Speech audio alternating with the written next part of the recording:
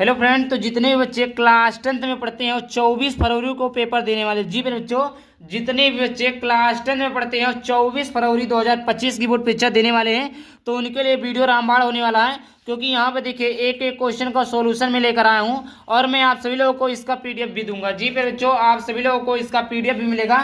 PDF कैसे मिलेगा सब कुछ बताऊंगा, आप लोगों को शेयर भी कर देना अपने दोस्तों के साथ में। समझ में आया? अगर आप लोगों को कोई भी डाउट होता है तो आप लोग कमेंट बॉक्स में पूछ सकते हैं। सारे के सारे क्वेश्चन मिलेंगे, सारे के सारे आपको आंसर मिलेंगे, पीडीएफ वगैरह एकदम बढ़िया तरीके से मिलेगा। तो सबसे पहले जान लेते हैं प्यारे बच्चों, आप लोगों को यहाँ पर भरना पड़ेगा तो सबसे पहले अनुक्रमांक, उसके बाद में भरना पड़ेगा नाम। जी प्यारे बच्चों, अनुक्रमांक और नाम भरना पड़ेगा। ये यहाँ पर देखिए 801 कोड डीसी का है। किस कोड का प्यारे बच्चों? 801 कोड डीसी का है, जो कि वेरी इंपॉर्टेंट पेपर है बोर्ड एग्जाम 2025 के लिए। पूर्णांक जो रहेंगे प्यारे बच्चों 70 रहेंगे। 30 नंबर आपको प्रैक्टिकल में मिलेगा, जो कि स्कूल पर भी मिलता है। समझ में आया? समय जो रहेगा प्यारे बच्चों, ये आपका 3 घंटा कितना मिनट रहेगा? 15 मिनट रहेगा। क्या रहेगा प्यारे बच्चों? समय 3 घंटे 15 मिनट आपको रहेंगे। यहाँ पर आपको निर्देश दिया हुआ, क्या दिया हुआ प्यारे बच्चों? निर्देश दिया हुआ है। निर्देश आप सभी लोग यहाँ पर पढ़ लेना, पहला, दूसरा, तीसरा। यहाँ पर मैं बताऊंगा नहीं क्योंकि टाइम ज्यादा चला जाएगा। देखिए मैं दिखा दे रहा हूँ, आप सभी लोग इसका स्क्रीनशॉट ले लीजिए और आप लोग अच्छे से पढ़ लीजिएगा। बात करते हैं खंड आ। क्या बच्चों? सबसे पहले खंड आ। अब मैं बता देता हूँ, यहाँ पर लिखा भी हो, देखिए इसमें 2 खंड है, खंड आ है तथा खंड बा है। खंड आ में आपको 20 नंबर के ऑब्जेक्टिव प्रश्न जिसे कहते हैं वो विकल्पीय प्रश्न, उसको आपको ओएमआर सीट में भरना रहेगा। अब प्यारे बच्चों, अगर आपको ओएमआर सीट भरना नहीं आता है तो उसका भी मैंने वीडियो बना दिया है, आप लोग डिस्क्रिप्शन देख लेना, वहां पर मैं आपको डाल दूंगा, उसका लिंक दे दूंगा। आप लोग वहां से हिंदी के पेपर में कैसे ओएमआर सीट भरते हैं उसका वीडियो भी हमने बना दिया है। तो खंड आ है, इसमें 20 ऑब्जेक्टिव प्रश्न है, जो कि कॉपी में ना लिखकर आपको ओएमआर सीट में भरना रहेगा। आगे बात करते हैं, पहला प्रश्न देखिए यहाँ पर है, शुक्ल युग के प्रमुख इतिहासकार हैं। जी प्यारे बच्चों, शुक्ल युग के प्रमुख इतिहासकार कौन हैं? तो यहाँ पर बात करते हैं, देखिए डॉक्टर नागेंद्र हैं कि हजारी प्रसाद द्विवेदी हैं कि बाबू गुलाब राय हैं कि कोई नहीं है। तो प्यारे बच्चों आप लोग बताइएगा, इसमें से जो सही ऑप्शन हो जाएगा प्यारे बच्चों, वो हो जाएगा ऑप्शन नंबर चौथा। देखिए प्यारे बच्चों, शुक्ल युग के प्रमुख इतिहासकार जो है इन तीनों नहीं, ये तीनों नहीं है, तो कौन सा ऑप्शन लगाएंगे? कोई नहीं। और मैं आपको सबसे पहले ही बता देता हूँ, 20 ऑब्जेक्टिव है। कितने हैं? 20 ऑब्जेक्टिव। तो जितने भी आपके ऑब्जेक्टिव प्रश्न सही जाएंगे, उन ऑब्जेक्टिव प्रश्नों को आप सही लोग क्या करिएगा? बताइएगा कि सर मेरे इतने ऑब्जेक्टिव प्रश्न सही गए हैं। आई होप इतना क्लियर हो गया होगा। चलिए आगे बात करते हैं, अगला क्वेश्चन है। देखिए एक एक करके सभी क्वेश्चन को देखेंगे, डाउट वाला बिल्कुल भी मामला नहीं रहेगा। तो यहाँ पर देखिए मैं पेज को मोड़ देता हूँ थोड़ा, 1 सेकंड। हाँ अब ठीक है। तो देखिए यहाँ पर पंच परमेश्वर के लेखक है। दूसरा क्या है बच्चों? पंच परमेश्वर के लेखक हैं। तो पंच परमेश्वर के लेखक कौन है? तो रामचंद्र शुक्ल जी हैं कि प्रेमचंद जी हैं कि गुलाब राव हैं कि राजेंद्र यादव जी हैं। तो प्यारे बच्चों यहाँ पर देखिए पंच परमेश्वर के जो लेखक है बच्चों, वो है प्रेमचंद जी हैं। कौन है प्यारे बच्चों? प्रेमचंद जी हैं। दूसरा ऑप्शन सही है। पंच परमेश्वर कहानी के लेखक जो है प्यारे बच्चों कौन है? प्रेमचंद जी हैं। आगे बात करते हैं, तीसरे नंबर का प्रश्न है। तीसरे नंबर का प्रश्न है, जयशंकर प्रसाद का नाटक नहीं है। जी प्यारे बच्चों, जयशंकर प्रसाद का नाटक नहीं है। तो कौन नहीं है? का आपका है ध्रुव स्वामिनी, दूसरा आपका है चंद्रगुप्त, तीसरा है लाहौर के राजहंस और चौथा आपका स्कंद गुप्त। तो प्यारे बच्चों देखिए, जयशंकर प्रसाद का नाटक नहीं है। प्यारे बच्चों, जयशंकर प्रसाद का नाटक नहीं है। कौन नहीं है? लाहौर के राजहंस जो है जयशंकर प्रसाद का नाटक नहीं है। आगे बात करते हैं बच्चों, चौथा नंबर का प्रश्न है कि कोणार्क के रचनाकार हैं। बच्चों कोणार्क के रचनाकार कौन है? तो पहला देखिए, पहला ऑप्शन है जगदीश माथुर, दूसरा है राम कुमार वर्मा, तीसरा है जयशंकर प्रसाद और चौथा है विष्णु प्रभाकर। तो देखिए प्यारे बच्चों, जो है कोणार्क के रचनाकार कौन है?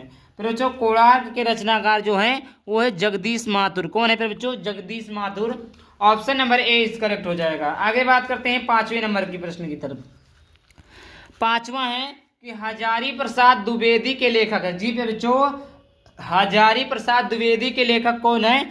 तो पहला दिया है पानी के प्राचीन के, आपका बंटी के, बाणभट्ट की आत्मकथा के, आंगन के पार द्वारा। तो देखिए फिर बच्चों, जो 5वें नंबर का सही ऑप्शन हो जाएगा वो हो जाएगा सी, बाणभट्ट की आत्मकथा। 6वें नंबर का प्रश्न है कि छत्रसाल दशक की रचना है। फिर बच्चों, छत्रसाल दशक की रचना है कौन है पहले बच्चों? पहला है बिहारी, दूसरा है जगनिक, तीसरा है नरोत्तम दास, चौथा है भूषण। तो देखिए 76 साल दशक की रचनाकार है, कौन है बच्चों? तो देखिए इसका ऑप्शन नंबर डी सही हो जाएगा, भूषण। कौन सा सही है ऑप्शन बच्चों? डी नंबर का ऑप्शन सही है, भूषण। आगे बात करते हैं बच्चों, 7 नंबर का ऑप्शन है, 7 नंबर का प्रश्न है, निम्न में से प्रयोगवाद की विशेषताएं कौन सी है? मेरे बच्चों निम्न में से प्रयोगवाद की विशेषताएं कौन सी है? तो पहला है घोर वैयक्तिकता, दूसरा है यथार्थवादी दृष्टिकोण, तीसरा है विकल्प का और खा दोनों, और चौथा है नारी के प्रति परिवर्तित दृष्टिकोण। तो प्यारे बच्चों आप लोगों से रिक्वेस्ट है, तो इसका आंसर आप लोग कमेंट बॉक्स में बता दीजिएगा। कमेंट बॉक्स में आप लोग इसका आंसर टाइप कर दीजिएगा कि सर क्वेश्चन नंबर 7वें का कौन सा सही है, पहला सही है कि दूसरा सही है कि तीसरा सही है। जो भी ऑप्शन सही होगा ऐसे आप टाइप कर देंगे ताकि मुझे पता चल जाए कि आपकी तैयारी कहाँ तक चल रही है। 8वें नंबर का प्रश्न है कि निम्न में से छायावादी युग के कवि हैं, निम्न में से छायावादी युग के कवि हैं, कौन है फिर बच्चों? सुमित्रानंद पंत जी हैं, नरेंद्र शर्मा जी हैं, दादू दयाल हैं, कुतुबन हैं। फिर बच्चों देखिए इसका जो सही ऑप्शन हो जाएगा वो हो जाएगा सुमित्रानंद पंत। और निम्न में से छायावादी के लेखक कौन है? सुमित्रानंदन पंत जी हैं। आगे बात करते हैं, 9 नंबर का प्रश्न है कि बिहारी अकेला के रचनाकार हैं, बिहारी अकेला के रचनाकार कौन है? अशोक वाजपेयी हैं कि केदारनाथ हैं? फिर बच्चों की केदारनाथ हैं। उसके बाद देखिए अगला ऑब्जेक्टिव प्रश्न दिया है कि मुक्तिबोध है कि नरेंद्र शर्मा है? तो देखिए बहुरी अकेला के रचनाकार कौन है फिर बच्चों? अशोक वाजपेयी है। अशोक कौन है फिर बच्चों? अशोक वाजपेयी हैं। आगे बात करते हैं 10वें नंबर का प्रश्न, जो कि अभी आता है आपका व्याकरण, और उधर 5 गद्यांश 5 पद्यांश के थे, अब आता है आपका व्याकरण संबंधी। प्रगतिवादी युग के कवि हैं फिर बच्चों? प्रगतिवादी युग के कवि कौन है फिर बच्चों? नहीं, दस्तक खत्म होने के बाद में शुरू हो गया व्याकरण। शिवमंगल सिंह सुमन, प्रभाकर माचवे, नरेश मेहता, जगदीश गुप्त। तो यहाँ पर देखिए प्रगतिवादी युग के जो कवि हैं वो है शिवमंगल सिंह सुमन। 11 नंबर का प्रश्न है बच्चों कि बिंद के वासी उदासी तपो व्रत धारी महाबिनु नारी दुखारे, उपयुक्त पंक्तियों में रस है, कौन सा रस है? करुण रस है कि विभत्स रस है कि हास रस है कि वीर रस है? इसमें से कौन सा रस सही है फिर बच्चों? तो देखिए इसका जो सही ऑप्शन हो जाएगा वो है हास रस। कौन सा ऑप्शन सही है फिर बच्चों? हास रस जो है वो सही हो जाएगा, हास रस। कौन सा सही है फिर बच्चों? हास रस। आगे बात करते हैं 12 नंबर का प्रश्न है, अरे पायो जी राम रतन धन पायो, पायो जी राम रतन धन पायो पंक्तियों में कौन सा अलंकार है? तो इसमें देखिए रूपक अलंकार है कि उपमा अलंकार है कि उत्प्रेक्षा अलंकार है कि अनुप्रास अलंकार है? तो देखिए पायो जी मैंने राम रतन धन पायो, इसमें रूपक रूपों की वर्णन की गई है, रूप की वर्णन किया गया है।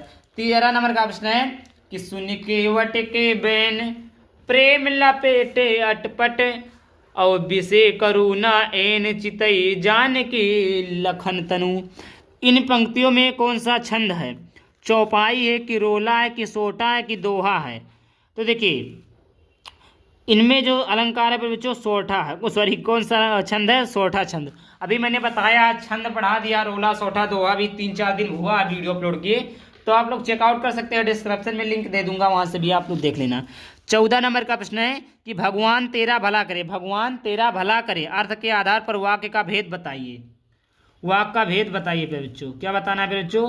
वाक्य का भेद बताइए। साधारण वाक्य है कि प्रश्नवाचक वाक्य है कि इच्छावाचक वाक्य है कि आज्ञावाचक वाक्य है? तो देखिए अर्थ के आधार पर वाक्य बताइए। इच्छावाचक है, भगवान तेरा भला करे, इच्छा के अनुसार ना, तो इच्छावाचक है। आगे बात करते हैं 15 नंबर का प्रश्न फिर बच्चों, बीमारी के कारण उसे उठा नहीं जा सकता, वाक्य में प्रयुक्त वाक्य है कृतवाच्य, भाववाच्य, कर्मवाच्य, इनमें से कोई नहीं? फिर बच्चों तो देखिए इसका जो सही ऑप्शन हो जाएगा वो हो जाएगा कृतवाच्य। क्या फिर बच्चों? कृतवाच्य, ऑप्शन नंबर ए सही हो जाएगा। उसके बाद देखिए अगला देखते हैं, आगे प्रश्न देखते हैं। देखिए 16 नंबर का प्रश्न है कि स्थानवाचक क्रिया विशेषण है, प्रतिदिन है कि आसपास है कि बहुत है कि स्वयं है? फिर बच्चों तो इसका आंसर भी आप लोग कमेंट में बताइएगा, अगर आंसर नहीं आता है तो मैं बता दूंगा, कमेंट में खुद कर दूंगा। 17 नंबर का प्रश्न है कि अधिग्रहण शब्द में प्रयुक्त उपसर्ग है, अधि है कि आ है कि अनु है कि ग्रह है? तो देखिए अधि, ये जो है ये अधि, ये क्या आपका उपसर्ग है। 18 नंबर का प्रश्न है कि तिरंगों में कौन सा समास है? द्वंद्व समास है, कर्मधारय समास है, द्विगु समास है, बेभव समास है। तो ये ऑप्शन नंबर खास सही हो जाएगा, द्विगु समास है। 19 नंबर का प्रश्न है, बादल का पर्यायवाची शब्द नहीं है। तो बादल का पर्यायवाची शब्द कौन नहीं है? नीरद है नहीं है, कि जलद नहीं है, कि अम्बुज नहीं, कि जलज नहीं है। तो देखिए जो जलज होता है वो जल का होता है, नीरद जलद अम्बुज जो होता है वो बादल का होता है। 20 नंबर का प्रश्न है कि तद नपुंसक लिंग शब्द का षष्ठी विभक्ति वचन का रूप है तद तेसाम तस्या तस्मे। तो इसका ऑप्शन नंबर ग सही हो जाएगा, तेसाम। चलिए अब आता है खंडवा। खंडवा आपको आता है सब्जेक्टिव प्रश्न रहेंगे। क्या रहेंगे बच्चों? सब्जेक्टिव रहेंगे, जो कि आपको बोर्ड की कॉपी में लिखना रहेगा। बोर्ड की कॉपी कैसे लिखते हैं मैंने बता भी दिया, आप लोग देख भी लेना। पहला प्रश्न ऐसे पूछेगा, निम्नलिखित गद्यांश पर आधारित प्रश्नों के उत्तर दीजिए। तो यहाँ पर एक गद्यांश इधर है, इसको लिखिए, अथवा आप करके इसको लेते कि 6 नंबर का आता है। एक प्रश्न 2 नंबर के रहेंगे, एक प्रश्न 2 नंबर के रहेंगे, प्रश्न टोटल आपका 6 नंबर का रहेगा। कितने नंबर का रहेगा बच्चों? 6 नंबर का रहेगा। अगर आपको इसको नहीं आता तो यहाँ पर ऐसे लिखा रहेगा अथवा। क्या रहेगा? अथवा। अथवा आप इसको कर सकते हैं, इसका का यही अनोखा। इसमें भी वही 3 प्रश्न दिए गए हैं, टोटल 6 नंबर के हैं। एक प्रश्न 2 नंबर का, एक प्रश्न 2 नंबर का, टोटल आपके 6 नंबर के हैं। समझ में आया? बात करते हैं दूसरे नंबर का प्रश्न। ये आपका पद्यांश है, जो कि ये भी आपका 6 नंबर का। देखिए 3 क्वेश्चन रहेंगे 2-2 नंबर के। ये आपका दिया हुआ है ना, ये आपका दिया हुआ है पद्यांश कि निर्गुण कौन देश के वासी। पहला प्रश्न, दूसरा प्रश्न 2 नंबर का है, 2 नंबर का है। देखिए बच्चों, अगर गद्यांश है तो उसमें भी अथवा रहता है, पद्यांश है तो उसमें भी आपका अथवा रहता है। अभी मैं दिखा देता हूँ, अभी देखिएगा अथवा पूछा भी है उसमें। देखिए जैसे तीसरा प्रश्न खत्म हो गया, तीसरा हो गया, ये भी 2 नंबर का था। अब अथवा, गद्यांश में भी अथवा रहता है, पद्यांश में, मतलब 2 गद्य दिया रहेगा, 2 पद दिया रहेगा, करना रहेगा एक एक। तो इसमें भी देखिए, बुरो बुराई जो तजे तो च्युति खरो डरातु ज्यों निकल मयंक लखी गरने लोक उत्पातु। पहला ऑप्शन, दूसरा, तीसरा। ये भी आपका 2 नंबर का है, ये भी आपका 2 नंबर का है, ये भी आपका 2 नंबर का है। टोटल आपके 6 नंबर का प्रश्न है। समझ में आया? तीसरा प्रश्न आ जाएगा, गद्यांशों में से किसी एक का देखिए अभी आ गया संस्कृत का गद्यांश। वो क्या था? हिंदी का गद्यांश पद्यांश था। अब आएगा संस्कृत का गद्यांश और संस्कृत का पद्यांश। इसमें भी अथवा करके रहते हैं। देखिए इसमें भी 5 नंबर का रहता है। 2 नंबर का आपको मिलेगा किस पे मिलेगा? संदर्भ पर मिलेगा। और 3 नंबर आपको अनुवाद पे मिलेंगे। इस अनुवाद पे आपको 3 नंबर, 5 नंबर मिलेगा। ऐसा नगरी भारती, इसको सबको करवा दिया है, बहुत आसान है, आप लोग पढ़ लीजिएगा। डिस्क्रिप्शन में लिंक मिल जाएगा, चैनल से पढ़ाई करिए, 100% आप बोर्ड परीक्षा में अच्छे अंक प्राप्त करोगे, टॉप करोगे। अथवा करके आपका ये दिया, मन ना ये नहीं आता तो ये वाला आप कर लीजिए। चौथे नंबर का अब ये संस्कृत का गद्यांश था, अब संस्कृत का पद्यांश है, ये भी 5 नंबर का है। सर्वे भवन्तु सुखिनः, सर्वे सन्तु निरामया, सर्वे भद्राणि पश्यन्तु मा कश्चित् दुःखभाग् भवेत्। इसको आप कर सकते हैं। इसका अर्थ लिखेंगे 3 नंबर मिलेगा, अनुवाद लिखेंगे 3 नंबर और संदर्भ लिखेंगे 2 नंबर। अगर वो भी नहीं आता तो अथवा करके भी दिया रहता है, ये अथवा करके दिया रहता है, आप इसको कर सकते हैं। इसमें भी आपको 5 ही नंबर मिलेंगे।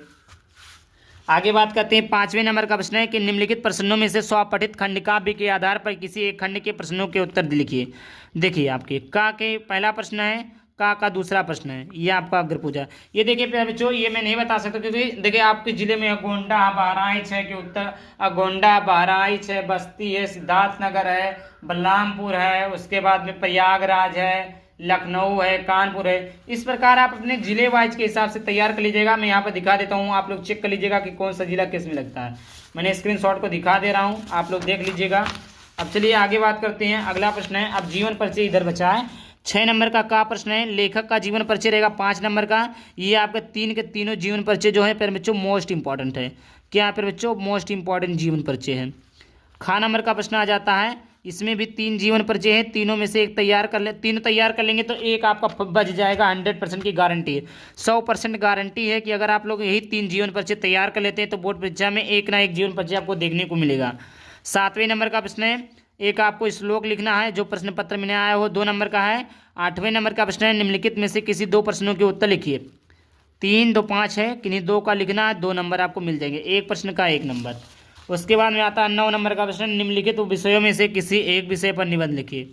दूसरा, तीसरा, चौथा, 5वां। ये आपका पहला है, जनसंख्या वृद्धि, लाभ और हानि, प्रदूषण की समस्या तथा समाधान, योग शिक्षा आवश्यकता और उपयोगिता, आतंकवाद का तथा निवारण, छात्र और अनुशासन। 10वें नंबर का प्रश्न है, अपने क्षेत्र में ये आपका एक पत्र लिखना है, ये आपका बिजली समस्या है तो बिजली विभाग को एक शिकायती पत्र लिखिए, ये आप प्रार्थना पत्र लिखिए स्कूल के ऊपर। तो 4 नंबर का था। पूरा पेपर हमने बता दिया है, और अगर आप लोग लेना चाहते पीडीएफ वगैरह तो सब कुछ मिल जाएगा। डिस्क्रिप्शन आपको जानकारी दी हुई है। यहाँ पर देखिए आपको अगर ये सारी मॉडल पेपर चाहिए, देखिए ये 801 कोड IF का है, यहाँ पर देखिए 801 कोड HF का। तो इस प्रकार आपको सारे पेपर चाहे विज्ञान को सभी सब्जेक्ट के मिल जाएंगे मात्र 99 रुपये में।